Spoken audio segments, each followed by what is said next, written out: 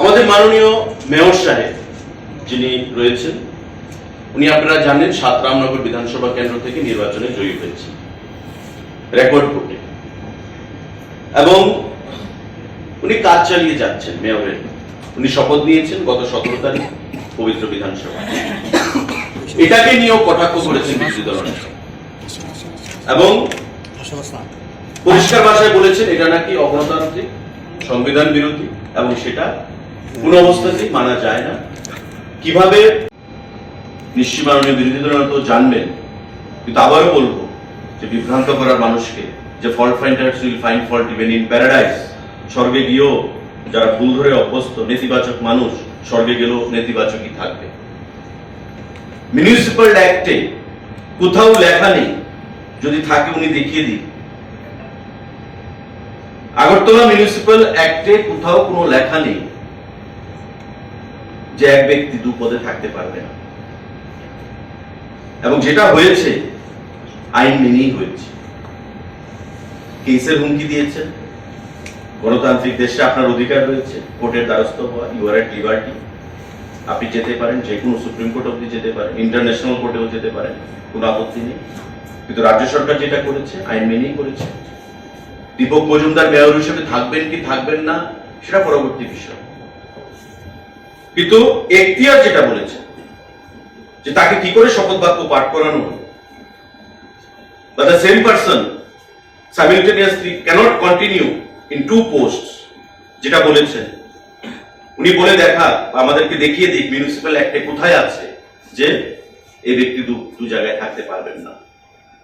আমরা সংশোধন করি না। এবং জনমনে একটা সরকার সম্পর্কে নেতিবাচক একটা পাবলিসিটি প্রদান করানোর চেষ্টা হয়েছে মাননীয় বিরোধী দলনেতা জিতেন চৌধুরী মহোদয়ের একটা চিঠির মাধ্যমে। মাননীয় জিতেন চৌধুরী, মাননীয় বিরোধী দলনেতা 24 জুন 2024 আমাদের মাননীয় মুখ্যমন্ত্রীর উদ্দেশ্যে একটা চিঠি লিখেছেন, এবং এটা একটা ডিও লেটার। আপনারা নিশ্চয়ই সেই বিষয় সাবজেক্ট নিয়ে আপনারা জানেন, এবং সম্পূর্ণ চিঠিটাতে উনি কি বুঝাতে চেয়েছেন অ্যাকচুয়ালি সেটা ক্লিয়ার নয়। তারপরেও যে সাবজেক্ট সেটা হচ্ছে আমাদের যে প্রস্তাবিত আগরতলার পাশে প্রস্তাবিত শান্তিনিকেতন একটা মেডিকেল কলেজ সেখানে তৈরি হচ্ছে, এবং রাজ্যের স্বাস্থ্য পরিষেবার উন্নয়নের কথা মাথায় রেখে আপনারা জানেন যে আমাদের সরকার গঠিত হওয়ার পর, এবং বিশেষ করে আমাদের মাননীয় বর্তমান মুখ্যমন্ত্রী দায়িত্বে আসার পর, উনি নিজেও একজন ডাক্তার, তার প্রয়োজনীয়তা উপলব্ধি করে স্বাস্থ্য পরিষেবার একটা বিশেষ পরিবর্তন আনার জন্য উদ্যোগী হয়েছে, এবং তার অঙ্গ হিসাবে কেন্দ্রীয় সরকারের আইন মেনে, সমস্ত নিয়ম নীতি মেনে শান্তিনিকেতন মেডিকেল কলেজ আমাদের আগরতলার পাশে নতুন ভাবে মাথা তুলে দাঁড়াতে চলেছে, এবং খুব শীঘ্রই তার পঠন পাঠন শুরু হবে।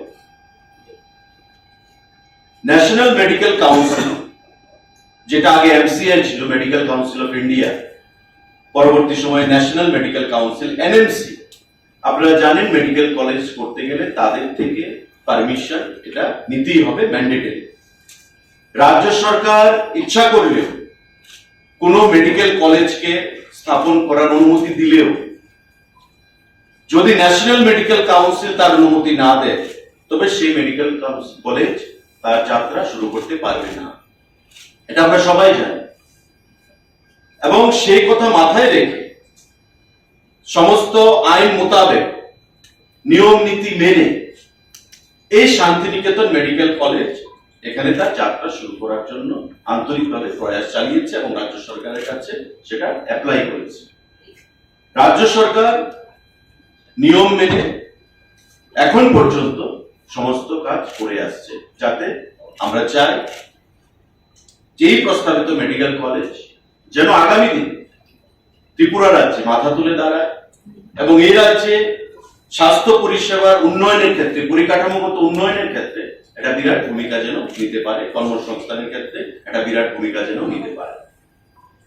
আমরা তার আগেও দেখেছি এই রাজ্যে বর্তমানে AGMC Agartala government medical college 125টা আসন রয়েছে, টিএমসি ত্রিপুরা মেডিকেল কলেজ 100টা আসন রয়েছে। যদিও ওই টিএমসি নিয়ে অনেক আন্দোলন আমরা বিগত দিনে দেখেছি, গুলি চলেছে, মানুষের মৃত্যু ঘটেছে, তারপরেও এই রাজ্যের মানুষ চেয়েছে যে মেডিকেল পরিষেবার ক্ষেত্রে ডাক্তারি পড়ুয়ারা যারা এন্ট্রান্সের মাধ্যমে, প্রতিযোগিতামূলক পরীক্ষার মাধ্যমে উত্তীর্ণ হন, এই রাজ্যেই যেন তারা পড়াশোনা করতে পারে।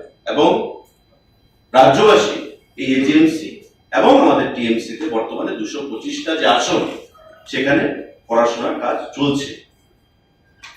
প্রস্তাবিত যে মেডিকেল কলেজ শান্তিনিকেতন, তাদের প্রস্তাব যে সেটাকে বৃদ্ধি করে 600 বেডেড মেডিকেল কলেজ সেখানে করা হবে এবং তার জন্য সমস্ত কাজ সেখানে শুরু হয়েছে। আমাদের শুধু ত্রিপুরা রাজ্যে নয়,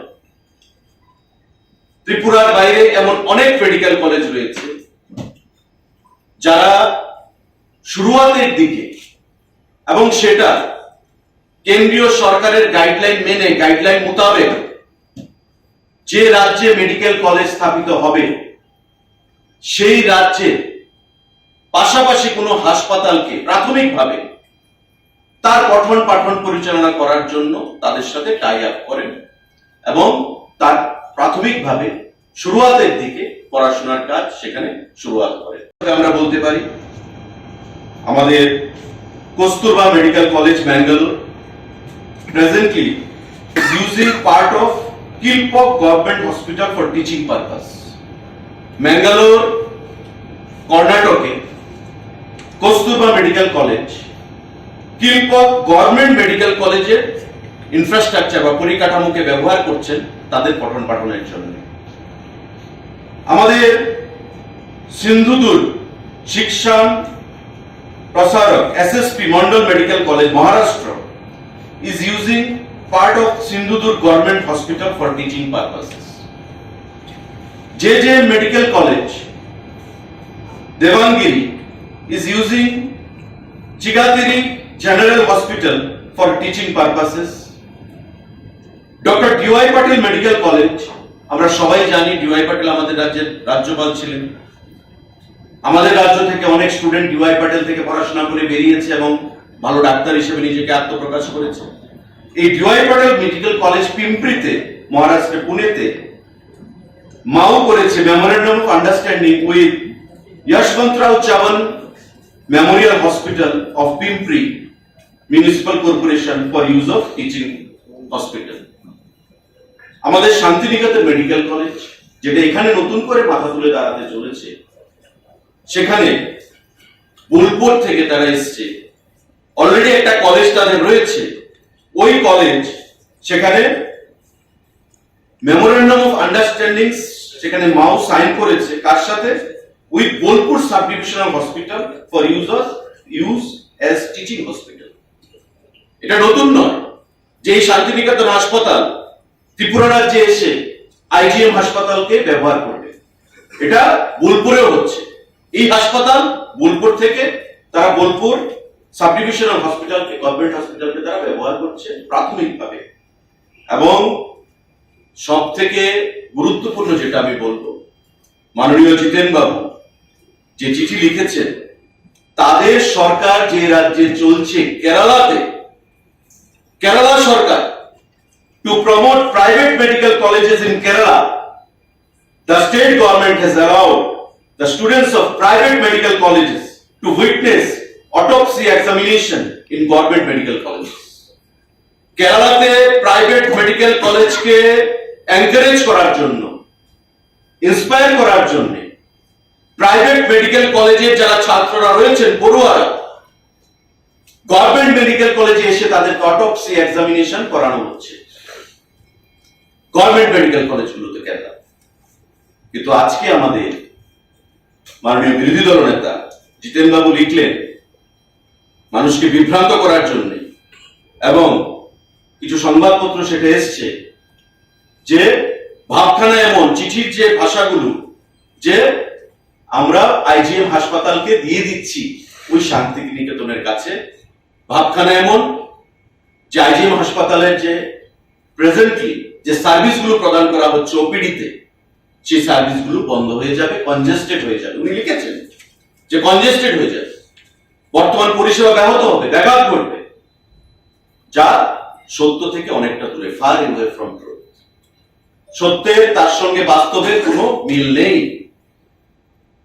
আসলে শান্তিনিকেতন মেডিকেল কলেজ রাজ্য সরকারের সঙ্গে অ্যাপ্লাই করেছে, রাজ্য সরকারের কাছে, রাজ্য সরকার কেন্দ্রীয় সরকারের গাইডলাইন মোতাবেক তাকে তার সাথে মেমোরেন্ডাম অফ আন্ডারস্ট্যান্ডিং করছে, এবং যে কোনো সময় ন্যাশনাল মেডিকেল কাউন্সিল ভিজিট করবে রাজ্যে, শান্তিনিকেতন মেডিকেল কলেজের ইনফ্রাস্ট্রাকচার পরিকাঠামোগত দিক থেকে কোনো ত্রুটি বিচ্যুতি রয়েছে কিনা প্রপারলি ইন্সপেকশন করবে। এবং যেটা আমরা আগেও দেখেছি, এজিএমসি মেডিকেল কলেজ আমরা ওয়েলকাম জানিয়েছি, এবং একটা সময় ছিল যখন AGMC medical college doctor B R Ambedkar medical কলেজের জায়গা তারা নিয়ে সেখানে পঠন পাঠন চালাতো, সমস্ত কাজকর্ম চালাতো, ফ্যাকাল্টি মেম্বারদেরকে বাইরে থেকে আনতো, আসাম থেকে, নাগাল্যান্ড থেকে এনে এমসিআই কে দেখাতো যে দেখুন আমাদের রেডিলি ইনফ্রাস্ট্রাকচার রয়েছে।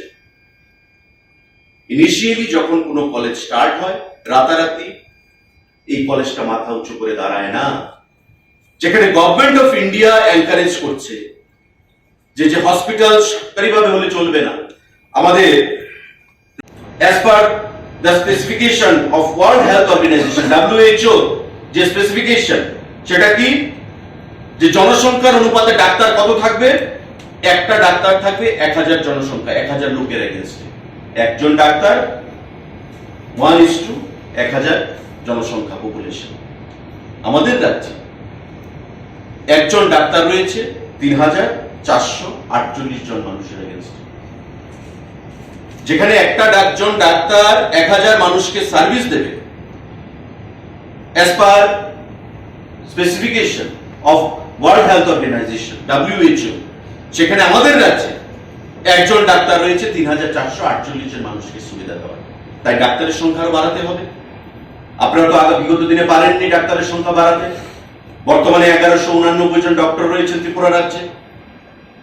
গত মন্ত্রিসভার বৈঠকে আমাদের সিদ্ধান্ত হয়েছে আরো স্পেশালিস্ট, সুপার স্পেশালিস্ট এবং এমবিবিএস লেভেলে আমাদের মাননীয় মুখ্যমন্ত্রী, স্বাস্থ্যমন্ত্রী সিদ্ধান্ত দিয়েছেন যে আরো আমাদের ডাক্তার বৃদ্ধি করতে হবে, সুপার স্পেশালিটি বাড়াতে হবে, মানুষের রেফার যেন বাইরে যাওয়া বন্ধ হয় সেটা আমাদের কমাতে হবে, এবং ডাক্তারের সংখ্যা বাড়াতে গিয়ে আমাদের যে বর্তমানে 1189 জন ডাক্তার রয়েছে তারা সাফিসিয়েন্ট না। Primary health centre, community health centre, sub divisional hospital, district hospital, referral hospital, সেগুলোতে সার্ভিস প্রদান আমাদের সংখ্যা বাড়াতে হবে। তাই মেডিকেল কলেজের সংখ্যা বাড়াতে হবে, এবং তার জন্য শান্তিনিকেতন মেডিকেল কলেজ এখানে এসছে। বোলপুর থেকে যারা অলরেডি মেডিকেল ব্যবসাতে রয়েছে, তারা প্রাথমিক প্রাইমারি সেক্টরে, প্রাইভেট সেক্টরে, আজকে তারা এসছে। আমরা রাজ্য সরকার 1 ইঞ্চিও জমি বিনা পয়সায় তাদেরকে দিইনি। যেটা বিগত দিনে ছিল 5000 টাকার বিনিময়ে প্রাইভেট হাসপাতালকে দিয়ে দেওয়া হয়েছে, যেটা বিগত দিনে ছিল জিনেট, রাজ্য সরকারের available infrastructure, readily available infrastructure building কে দিয়ে দেওয়া হয়েছে, পালিয়ে গেল জিনেট এই রাজ্যের মানুষকে সর্বশান্ত করে দিয়ে। তখন তো কিছু বললেন না। জিতেন বাবু তো মন্ত্রী ছিলেন সেই ক্যাবিনেটে, মাননীয় বর্তমান বিরোধী দলনেতা। জিনেট মানুষকে, রাজ্যের ঠিকাদারদেরকে, রাজ্যের বেকার যুবক যুবতীদেরকে এবং ছাত্র সমাজকে সর্বশান্ত করে দিয়ে, অন্ধকারের কানাঘুরিতে প্রবেশ করিয়ে দিয়ে পালিয়ে গেল এখান থেকে। তারপরেও কিন্তু আমরা চেয়েছিলাম যে মেডিকেল কলেজ হোক। এজিএমসি হয়েছে, টিএমসি নিয়ে অনেক তালবাহানা হয়েছে, কিন্তু আজকে এজিএমসি এবং টিএমসিতে বাইরের থেকেও ছেলে মেয়েরা পড়াশোনা করতে আসছে। এটাই আমাদের রাজ্যের প্রাপ্তি, এবং এখান থেকে একটা বিশাল সংখ্যক ছেলে মেয়েরা ডাক্তার হয়ে কেউ বহির্রাজ্যে, কেউ বিদেশে, কেউ আমাদের রাজ্যে সেখানে সার্ভিস প্রদান করছে। রাজ্য সরকারের যে memorandum of understanding with Santiniketan medical college, যে ট্রাস্ট কি যে 50% স্টুডেন্ট হবে আমাদের রাজ্যের ডমিসাইল, আমাদের রাজ্যের ছাত্রছাত্রী। যে ক্যাপাসিটি থাকবে সেই ক্যাপাসিটির 50% হবে আমাদের রাজ্য থেকে, এবং 10টা সিট থাকবে ইকোনমিক্যালি ব্যাকওয়ার্ড স্টুডেন্টদের জন্য, যে গভর্নমেন্ট রেটে পড়াশোনা করার সুযোগ পাবে। অর্থাৎ 50% থাকবে আমাদের রাজ্যের ছাত্রদের জন্য, 10টা স্টুডেন্ট থাকবে তার বাইরে গভর্নমেন্ট রেট, এজিএমসিতে যা রেট প্রদান করা হয় খুবই নগণ্য, সেই রেটে ইকোনমিক্যালি ব্যাকওয়ার্ড বা উইকার সেকশন সেই সমস্ত স্টুডেন্টদের ক্ষেত্রে। স্বাভাবিকভাবে আমাদের রাজ্যে হারানোর কিছু নেই। 1 টাকা দিয়েও বা আমাদের বিনা পয়সায় আমরা কোনো জমিও তাদেরকে দিই, তারা সম্পূর্ণ জমি নিজের টাকায় ক্রয় করেছে। যে জায়গায় মেডিকেল কলেজ হচ্ছে সেই জায়গায় নিজস্ব টাকায় তারা জমি ক্রয় করেছে। কিন্তু আমরা আগে কি দেখেছিলাম, প্রাইভেট মেডিকেল আমাদের হসপিটাল হয়েছে আমাদের পাশে, 5,000 টাকা দিয়ে জমি প্রদান করে দেওয়া হয়েছে। প্রাইভেটাইজেশনকে আপনারাই তো এনকারেজ করেছেন। হসপিটাল হয়েছে, আমরা ওয়েলকাম করেছি। গণতন্ত্রের এটাই বিউটি, যে দল সরকারে থাকবে সেই দল সিদ্ধান্ত গ্রহণ করবে, যে দল বিরোধী দলে থাকবে সেই দল তার বিরোধিতা করবে। কিন্তু আমরা যখন বিরোধী দলে ছিলাম আমরা কিন্তু তার বিরোধিতা করিনি। কিন্তু আজকে জিতেন বাবু যে চিঠি মাননীয় মুখ্যমন্ত্রীকে লিখেছেন, স্বাগত জানালেন না এই সিদ্ধান্তকে। একটা কথা বলে যে fault finders will find fault even in paradise. যারা ভুল ধরে অভ্যস্ত, মানুষকে মিসলিড করে অভ্যস্ত, বিভ্রান্ত করে অভ্যস্ত, তারা সব জায়গায় ভুল ধরবেন।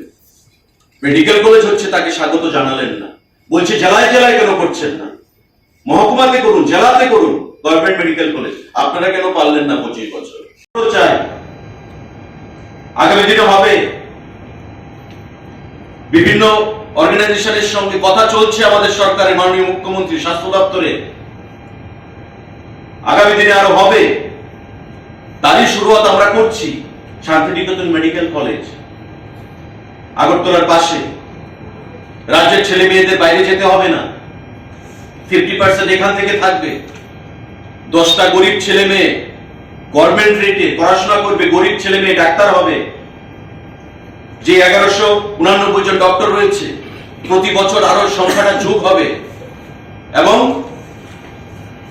অ্যাজ পার স্পেসিফিকেশন যেটা রয়েছে আমাদের WHO, যে একজন ডাক্তার থাকবে 1000 মানুষের জন্য, সেই দিশায় আমরা যাব। আমাদের বর্তমান যে স্বাস্থ্য পরিষেবা,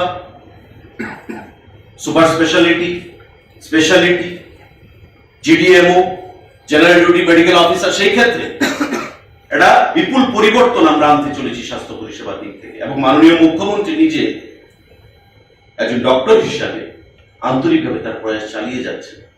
কিন্তু সেটাকে বাধা দিয়ে তাকে মানুষকে বিভ্রান্ত করার জন্য আমরা মনে করি মাননীয় বিরোধী দলনেতা জিতেন বাবুর চিঠি, যা কোনোভাবেই আমরা মানতে পারি না, এবং আহ্বান জানাবো রাজ্যের জনগণের কাছে যে কোনোভাবেই যেন এই ধরনের কুরুচিপূর্ণ, বিভ্রান্তিমূলক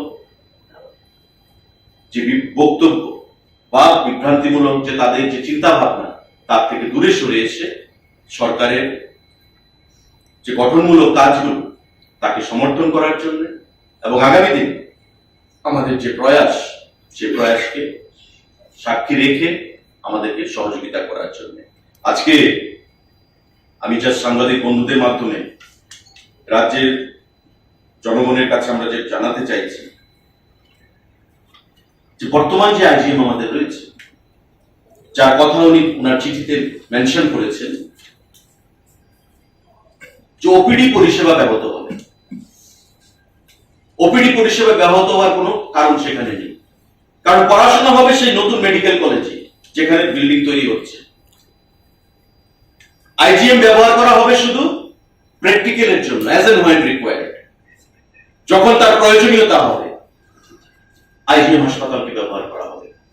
এবং প্রত্যেকটা মেডিকেল কলেজের এটাই ইনফ্রাস্ট্রাকচার যখন শুরু হয়, আমি যে নামগুলো বললাম, ম্যাঙ্গালোরে ডিওয়াই পাটিল, বর্তমানে শান্তিনিকেতন যে বোলপুরে রয়েছে, প্রত্যেকটি জায়গায় গভর্নমেন্ট মেডিকেল কলেজকে ব্যবহার করেই পরিকাঠামোগত দিক থেকে তারা সেখানে নিজেদেরকে তৈরি করছে। এবং একটা সময়ের পর যখন তারা মাথা তুলে দাঁড়িয়ে যাবে 2 বছর 3 বছর 4 বছর বাদে, তখন গভর্নমেন্টের সঙ্গে আর কোনো সেখানে প্রয়োজনীয়তা তাদের থাকবে না, তারা নিজেরাই সেলফ ডিপেন্ডেন্ট হয়ে যাবে। এবং এখানে আমাদের সঙ্গে যে এগ্রিমেন্ট হচ্ছে মাও, তাতে পরিষ্কার বলা আছে, যদি কোনো ড্যামেজ হয়, কোনো টেবিল, কোনো চেয়ার, কোনো অ্যাসেট গভর্নমেন্টের যদি ড্যামেজ হয়, পার স্টুডেন্ট তারা 10,000 টাকা প্রতি বছর প্রদান করবে। It's as simple as that. কোথাও কোনো ধরনের কারচুপি, কোথাও ধরনের কোনো হাইড এন্ড সিক কোনো খেলা নেই। রাজ্য সরকার পরিষ্কার বলেছে আমরা দিতে প্রস্তুত, আমরা চাই মেডিকেল সেখানে নতুন হাসপাতাল আসে, পড়াশোনার জন্য আরো নতুন দিগন্তের সূচনা হোক। তার জন্য মাননীয় মুখ্যমন্ত্রী তাকে সমর্থন করেছেন বা রাজ্য সরকার আমরা তাদেরকে সমর্থন করছি। এবং মেমোরেন্ডাম অফ আন্ডারস্ট্যান্ডিং আমাদের সঙ্গে যেটা হচ্ছে, 2 কোটি টাকা তারা সিকিউরিটি মানি দিয়ে রাখবে, যে কোনো যদি ক্ষতি হয় তবে they will be liable. Per student 10,000 টাকা করে প্রতি বছর দেওয়া হবে যদি কোনো ড্যামেজ হয়। অ্যাডভান্স 2 কোটি টাকা করে তারা দিয়ে রাখবে। ইচ্ছাকৃতভাবে আজকে আমি বলবো এই চিঠিটা প্রদান করা হয়েছে 24 তারিখ, because leader of the position is very much knowledgeable that National Medical Council delegation may arrive at any point of time.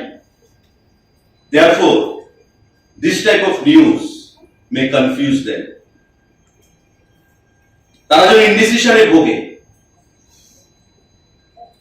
Medical কলেজটা সম্পর্কে কোনো সিদ্ধান্ত নিতে গিয়ে যাতে মেডিকেল আমাদের ন্যাশনাল মেডিকেল কাউন্সিলের যে ডেলিগেশন আসবে এনি টাইম, এগুলো পেপার ক্লিপিংস করে পাঠিয়ে তাদেরকে মিসলিড করা যে কোথাও বোধহয় কিছু একটা দুর্নীতি হচ্ছে, সামথিং ইজ ফিশি, তাদের মধ্যে যেন একটা বিভ্রান্তি তৈরি হয়। তার জন্য অর্থাৎ এটা হচ্ছে উন্নয়নের পরিপন্থী আমরা